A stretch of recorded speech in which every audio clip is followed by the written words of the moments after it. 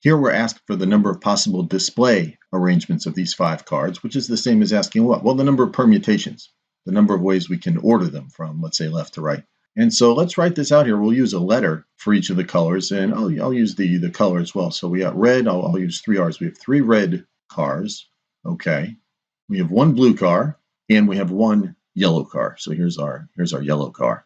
And so the test maker is giving you credit for what? Well, giving you credit for realizing that you can treat this in the same way you would treat a word with repeating letters. Now, of course, RRBY is not a word, but if we write out those 5 letters and then I write in 5 blanks, well, the first one could be any one of the 5, and then the second, any one of the remaining 4. And we know the story here, 2, 1.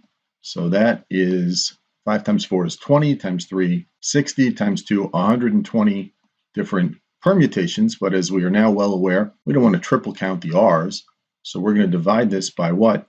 3 factorial, or 3 times 2 times 1, and the 3's and the 2's will cancel, and so we have what? We're taking the 120, dividing by 3 times 2, dividing by 6, so that's one way to do it. Now there's another way to do it, and oftentimes on counting questions, there will be more than one way to solve the problem. I'll do a new slide here.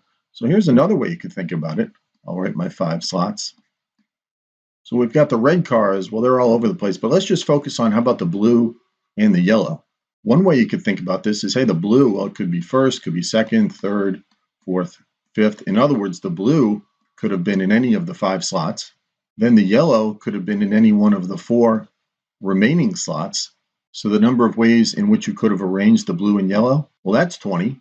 And then what about the reds? Well, the reds just fill in the remaining 3 slots. So that's another way to get the correct answer, 20 different orderings, 20 different permutations. And which approach should you use? Well, whatever comes to mind first. Goal number 1 on the test, get the right answer as quickly as you can.